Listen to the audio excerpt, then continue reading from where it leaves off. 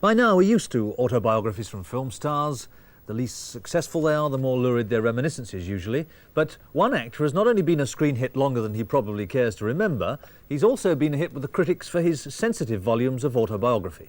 This year, Dirk Bogarde moved from autobiography to publish his first novel, A Gentle Occupation. And Elaine asked him about the difference between writing fact and fiction.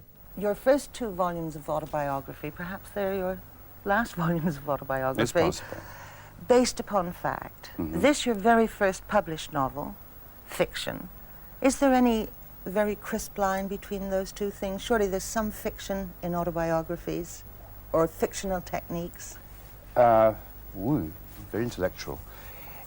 I'm not very good at all these questions. There are techniques, there's no fiction in an autobiography.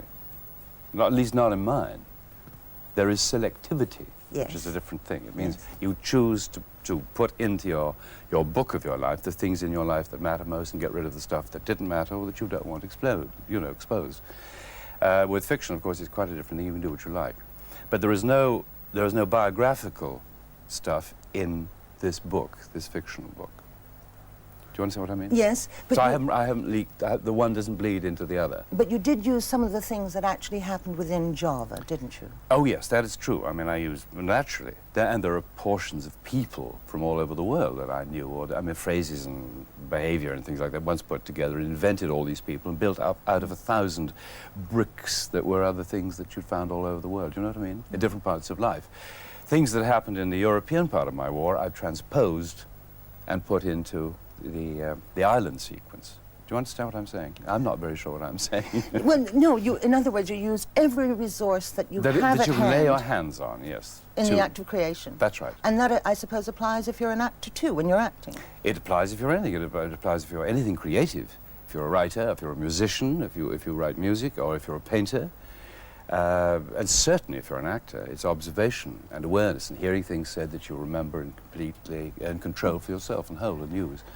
You obviously observe with great clarity, and often you use a painter's name to describe the mood of a scene. Don't you? Do I? Yes, I hadn't de la realized it. Tour, Oh yes, I did. a sort of visual shorthand so that it comes Yes. alive if you're lucky enough to know the painter. It might Well, be. that's the trouble, yes. And also with dialogue, the term actor's dialogue is a compliment, isn't it? From you at this point it is, yes. But it means that it sounds the way people do speak instead of the way people write what they think. Yes, it's people not. might sound like. It isn't literary dialogue. I know that I was criticised for that when it was in manuscript form. And they said, you know, it's not very good literature, your dialogue. And I said, well, dialogue and conversation is not good literature usually.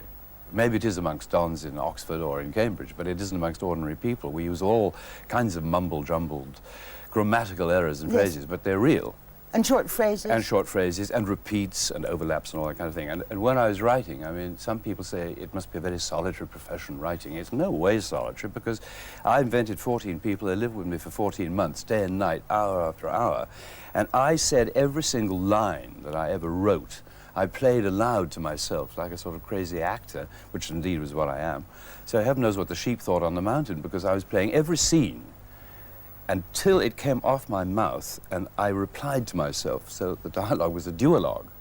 People believe that the novelist must have a certain arrogance, because what Why? he is saying is, I know something about the world that is important, that I will share with you, something new. There has to be some arrogance. Why in the name of God must there be arrogance about sharing something new with people? That is the most exciting thing that I can think of doing. That's what I try to do in all the films I've been doing, not all, but the few films that I've done in the last 10 years, is to share an extraordinary thing with someone, like with Mort en Venise, Death in Venice, sorry. With Death in Venice, one was sharing an experience which I know didn't apply so much to middle-aged people as it did to young people. I had no idea that Death in Venice was a film about intense loneliness, and that loneliness was something that only the young really understand. Wow. When you're middle-aged, we seem to, one could be very lonely. But young people are very often desperately lonely. They can't meet elder people to talk about things. They don't find anyone to talk to things about younger than themselves. They haven't anything with their contemporaries. They're usually bewildered and lost to some degree. I know from the letters I've had that that Death in Venice symbolized for them the essence of search for something beautiful. Again, a question of survival. And go and get it. You know, we used to have a phrase in our family, get it if you want it. So get it, whatever happens, get what you want. That's why when I saw the film in 2 or 3 places in Europe, I've never seen it in England, the whole audiences of young people would stand applauding when von Aschenbach makes up his mind, hell with it, I'm going back to the beach, in quest of my beauty. Whatever happens, if I die from cholera, whatever happens in the world, I'm going back. I'm going to beauty.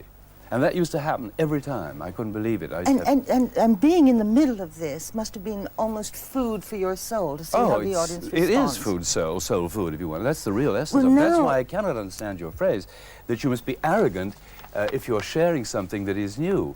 You can't be arrogant about doing something. All novelists, when they sit down, must play God because they create a complete new world, peopled by people that they've created. Yes, but God didn't create people, I don't think, did he? Well, we won't go on to that. Well, I don't know. I'm a baby. I'm a novice. I'm teaching myself how to write with a cloth book, you know. It's ABC. I don't know how to write a book. I never have in my life put anything together longer than an 8-page letter. I think it's a great so maybe success I'll learn. In every level. And Well, I I thank hope you it is. very much, Dirk Bogarde. Does this mean that we will only see your name on book covers from now on instead of in front of movie theatres? Well, it is a gentle occupation. I do like it. I'm hooked on words now. I love the people that I have to work with now in publishing. To work with intelligent people again is great.